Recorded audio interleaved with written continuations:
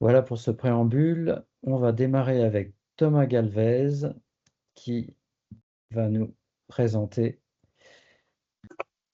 son intervention Bien choisir sa chape et notamment sa chape sèche. Voilà, exactement. Thomas, c'est à toi. Alors, si tout va bien, vous devriez voir mon écran.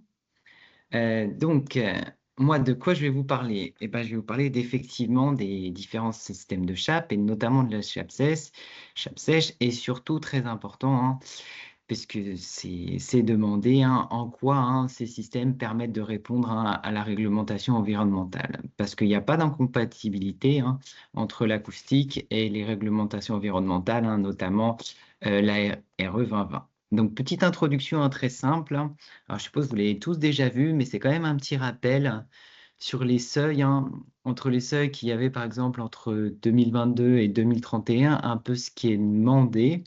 Alors, au global, si on parle d'impact CO2, globalement, entre 2022 et 2031, ça va dépendre du type de bâtiment, que ce soit les maisons, les logements, mais globalement, c'est la même idée, c'est un peu plus d'un tiers de réduction de l'impact de CO2.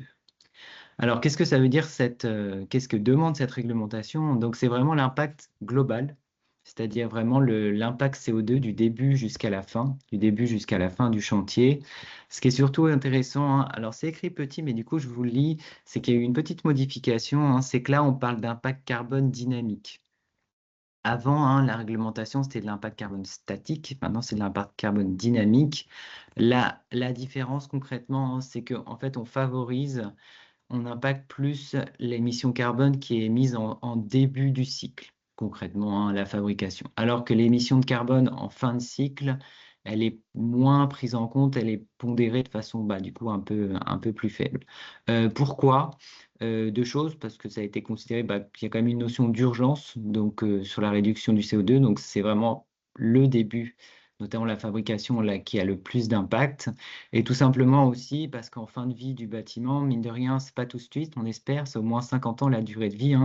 Le moyen de recycler tous ces matériaux, on n'a pas forcément encore d'idée comment ça va être fait. Donc d'ici là, probablement, d'un point de vue CO2, les performances, on réussira à limiter l'impact du recyclage. Évidemment, que concrètement, dans la construction, alors il y a beaucoup de choses qu'il faut prendre en compte, mais évidemment, le choix des matériaux, c'est très important. Alors, ce que je disais, donc comment atteindre ces seuils? Donc, plusieurs choses. Évidemment, vous allez me dire, ça c'est logique, mais des matériaux bas carbone. Donc, ça aide. Et notamment, une chose qui est très efficace, c'est les matériaux biosourcés. Pourquoi? Très peu d'énergie grise.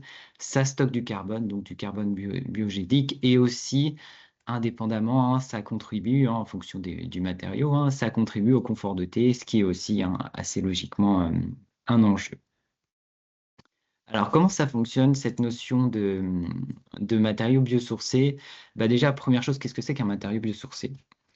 Alors, c'est relativement simple, c'est tout simplement un matériau avec une présence de biomasse. Donc, qu'est-ce que c'est que la biomasse? C'est de la matière organique renouvelable. Ça peut être végétal ou animal. Alors, on est plutôt généralement dans le végétal, Animal, c'est moins commun, notamment la laine d'animaux, c'est très peu commun.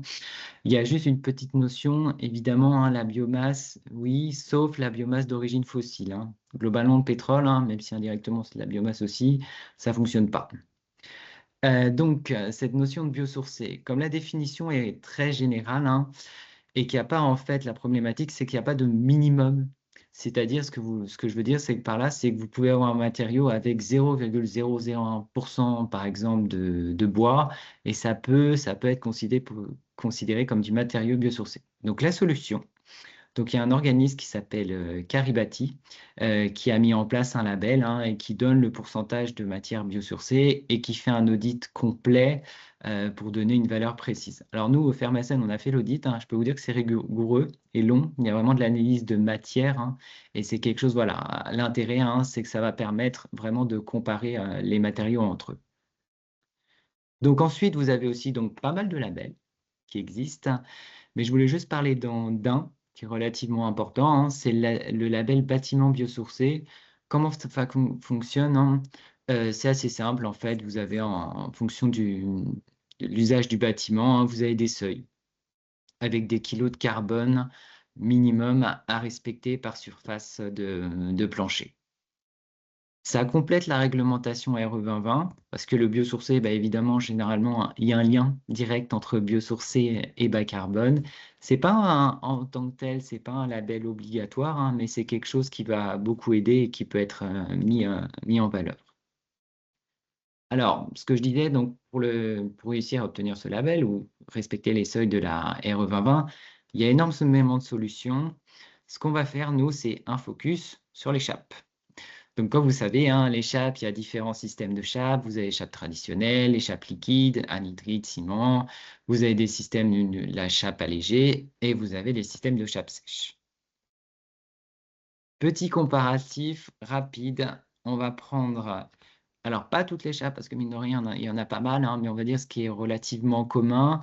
Vous avez donc la chape sèche. Alors, évidemment, on a pris la chape sèche Fermacell. Et vous avez, hein, tout ce qui est chape liquide. Alors, quelles sont les principales différences? Vous avez, première chose, bah, l'épaisseur, hein. Une chape sèche est beaucoup plus fin, hein, ça commence à 2 cm.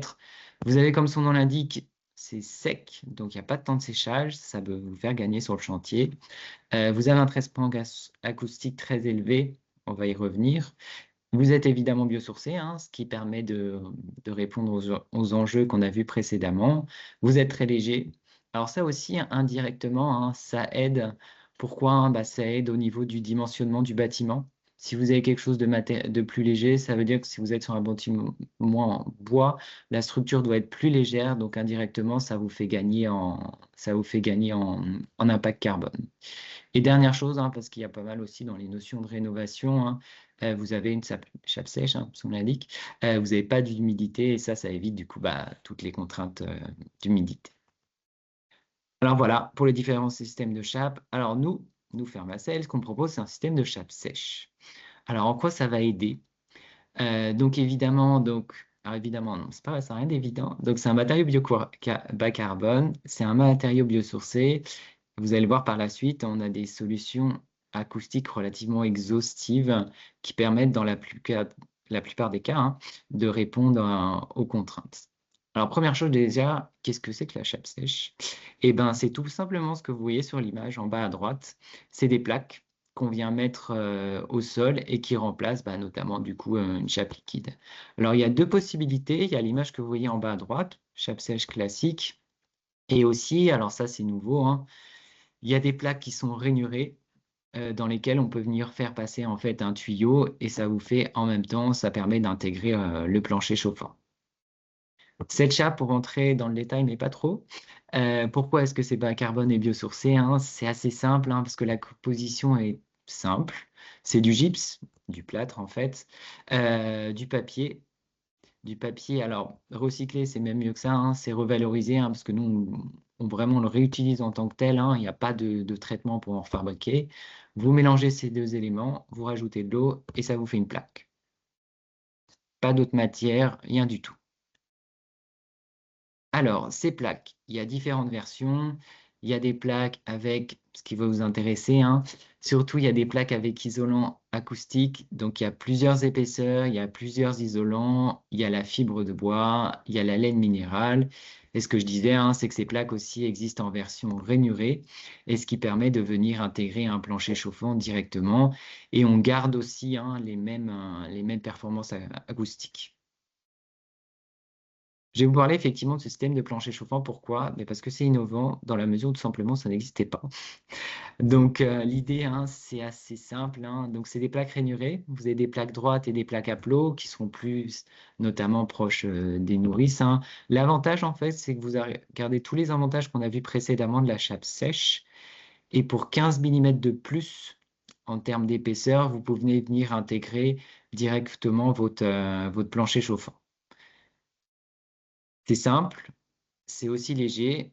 Pour le coup, ça aide beaucoup en performance acoustique et ça répond aux enjeux environnementaux, hein, parce que c'est toujours la même matière. Donc pour l'acoustique, alors je vous ai juste mis des images, hein, quelques exemples. On a fait des essais acoustiques sur beaucoup de supports. Alors, pas 50, mais on doit avoir à peu près une dizaine de supports. On a fait des essais sur du CLT. On a fait des essais sur du CLT avec un faux plafond. On a fait des essais sur de l'OSB seul, brut, avec faux plafond, avec faux plafond acoustique. On a fait sur dalle béton. C'est très exhaustif, hein. Ça permet vraiment, hein, de répondre aux différentes contraintes de la réglementation et presque dans 100% des cas d'avoir une solution qui apporte satisfaction. Alors, petite chose, alors je vois qu'il y a quelqu'un qui dit que sur Calais au sol, il y a un système de plancher chauffant sur fibre de bois. Oui, c'est vrai. Alors, Calais au sol, c'est un peu différent. Tout simplement, alors déjà, première chose, Calais au sol, il n'y a pas d'avis technique. Donc ça limite en fait un usage de particulier, hein. Vous le savez, hein, l'avis technique, c'est vraiment quelque chose de fondamental. Mais oui, effectivement, Calais au sol, ils ont aussi un système similaire, même si ce n'est pas exactement la même performance, parce que typiquement, on ne traite pas forcément l'acoustique de la même façon. N'hésitez pas, hein, si vous avez des questions pendant la réunion, avec plaisir, j'y répondrai. Donc, je vous ai juste pris deux exemples, je pense qu'ils sont relativement parlants, deux essais où on a là un plancher donc, OSB, donc tout ce qui est le plus simple, hein, avec avec rien du coup, pas de faux plafond, rien du tout. Et là, ce qu'on a mis en place, hein, c'est un système donc du coup avec d'alourdissement, donc un système avec isolant, avec système nid d'abeille, hein, donc qui permet d'apporter de la masse, plus une plaque de 45. Et là, un petit exemple, pour le coup, ça vous fait un RW de 59 décibels. Deuxième petit exemple en acoustique, hein, quelque chose qu'on nous demande aussi relativement souvent, c'est un essai sur dalle massive. Donc là, hein, si on prend une plaque de chez nous de 45 W, on a quand même déjà un delta en LW de 27 décibels, hein, ce qui permet de répondre à pas mal de contraintes. Alors, j'ai pas mis la performance au bruit aérien, hein, en RW, mais on a aussi, ça apporte aussi en termes de performance au bruit aérien. Une autre chose, hein, donc là, je suppose qu'il y a beaucoup d'acousticiens que vous nous avez demandé, quelque chose qu'on n'avait pas, c'est un peu de mesurer la performance en transmission latérale pour voir comment ça se passe, hein. Donc en DNFW, hein, et en LNFW. Donc ce qu'on a fait, on a fait deux essais. Alors si vous avez besoin, on peut vous transmettre le rapport d'essai, hein, correspondant. On a fait ces essais au CSTB. Vous avez donc la première ligne, notre plaque de sol avec une cloison posée par-dessus. Et deuxième chose aussi intéressante, on a un peu fait un système tout simplement où en fait on est venu rainurer nos plaques, faire un trait de scie, hein, et voir les différences de delta, hein, ce que ça pouvait apporter en termes d'acoustique. Alors, je vous laisserai interpréter, hein, les valeurs, si ça vous semble bon, si c'est suffisant, ou si, hein, parce qu'il y a toujours la solution, on peut aussi mettre la cloison avant les plaques, hein, ce qui forcément, en termes de performance d'acoustique, est aussi très très bon. Ensuite, je vais vous prendre quelques exemples de chantier. Donc là, c'est donc à Aubervilliers, c'est la ZAC du fort d'Aubervilliers, où là, on a un des logements collectifs, donc un écoquartier d'à peu près 2000 logements. Là, on a une deuxième photo pour voir à peu près à quoi ça ressemble. Donc évidemment, s'il y avait des contraintes, hein, notamment des contraintes environnementales, hein, c'est un bâtiment bas carbone avec des matériaux biosourcés, et comme tout bâtiment, j'ai envie de dire, il y avait des contraintes acoustiques. Donc là, ce qu'on a mis en place, hein, pour répondre aux contraintes, hein, c'est assez simple, hein, finalement, hein, c'est du granule d'égalisation. Alors le granule, ça a deux fonctions, hein. S'il y a besoin, hein, de rattraper le niveau, et aussi ça aide pour l'acoustique, avec la plaque, de la plaque avec fibre de bois. Et là, on se retrouve avec un delta LW de 25 décibels. Donc là, rapidement, la vidéo, hein, pour vous montrer un peu comment ça fonctionne, la chape sèche, dans cet exemple. Donc c'est assez simple, donc c'est des plaques avec un système de battues. Vous découpez les battues, vous venez poser la première plaque, ensuite la deuxième plaque, il y a un système de vis, et c'est tout. Au niveau du procédé, hein, la mise en œuvre, c'est vraiment très, très, très simple. D'ailleurs, hein, c'est assez ironiquement, hein, c'est pas forcément les chapistes qui posent notre plaque, c'est souvent, en fait, ça peut être le plaquiste ou le menuisier. Ouais. Une deuxième chose, je vous montre très rapidement aussi parce qu'on fait beaucoup de rénovations et il y a quelque chose qui est assez important en rénovation, bah, c'est de rattraper le niveau avant. Donc là, on a un système de granules d'égalisation. Avec ces granules, hein, ça permet de rattraper le niveau. Vous pouvez rattraper entre 1 et 12. Alors, sa fonction première, c'est rattraper le niveau, mais ça aide aussi en acoustique parce que hein, déjà, c'est non lié et ça apporte aussi plutôt une bonne performance acoustique. Un deuxième exemple, donc une résidence à Bobigny, donc pareil, hein, des matériaux bas carbone. Alors il y a une deuxième contrainte aussi, c'était la mise en œuvre. Il fallait que ce soit fait le plus rapidement possible. Et là, il y avait alors, des notions aussi de problématiques de masse. Alors, c'est pas une problématique plutôt, mais dans la conception, il y avait besoin de rapporter de la masse. Donc, nous, ce qu'on a proposé, hein, c'est les alvéoles cartonnées, donc le système qu'on appelle nid d'abeille. L'idée, hein, donc ça aussi, c'est très simple, hein, c'est des alvéoles cartonnées qu'on vient remplir d'un granule, donc le granule qu'on appelle granule pour nid d'abeille qu'on vient remplir d'un granule donc très lourd qui apporte de la masse et qui du coup va apporter de l'acoustique. Alors les deux, alors en bruit aérien et en bruit de choc. Alors pourtant pourquoi en bruit de choc aussi? Tout simplement hein, parce que c'est pareil, c'est sec, donc c'est un granule non lié. Donc ça aide aussi, grâce à ça, ça aide en termes d'acoustique. Il y a une vidéo très simple en bas à gauche, hein. Donc, hein, c'est tout simplement des plaques hein, qu'on vient poser, qu'on vient remplir. Et par-dessus, évidemment, hein, on vient mettre notre plaque. Là, on voit sur l'image à droite, c'est une plaque avec isolant en laine minérale, hein, parce que la laine minérale, hein, en termes d'acoustique, c'est vraiment très performant. Alors, ce sera tout pour moi. Je vois qu'il y a pas mal de demandes de PV acoustique dans le chat. Je veux bien, est-ce que vous pourriez m'envoyer un mail? Je vous le réécris dans le chat, que je vous envoie tout ça.